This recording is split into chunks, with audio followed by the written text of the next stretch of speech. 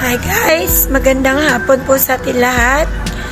Ngayon lamang po ako lubos na nagpapasalamat sa nagdaang event ng aming debutante na si Vanilla Zyrene Pinobe, na kung saan ngayon pa lang nagre-rema sa aking puso ang masaya, magalak at matagumpay na okasyong naganap sa kanyang buhay.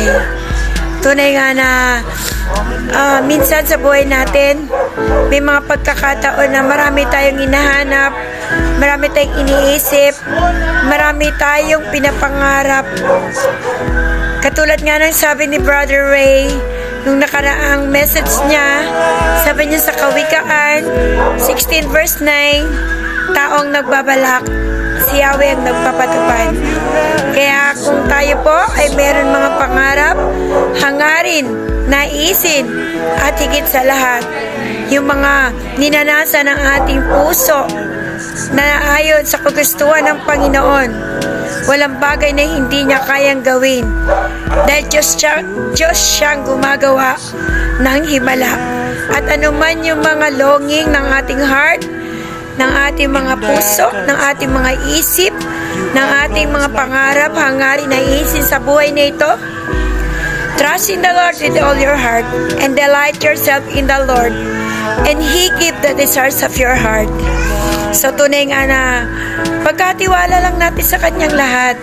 Siya lang naman ang may hawak ng ating buhay. Jeremiah 29 verse 11, For I know I have plans for you, declares the Lord, plans to prosper you, not to harm you, plans to give you hope and future.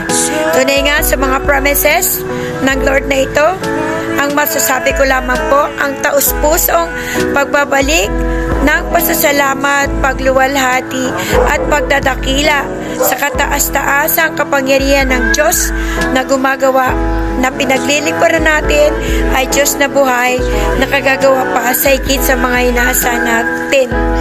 Kaya maraming po salamat sa lahat po ng nakiisa, nag-bless, nag-pledge, nag-sponsors, at mga nag-participate, lalo tigit sa lahat yung mga sumama, dumalo.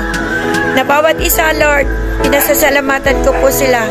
Hindi man po namin sila mabanggit isa-isa individually, but in our heart truly na hindi po sapat yung salita na bibitawan namin, kundi ito po'y ala-ala ng aming puso, ng aming buhay hanggang sa huling sandali ng aming mga hininga. Kaya maraming salamat po sa inyo lahat. God bless. Mama, chup chup.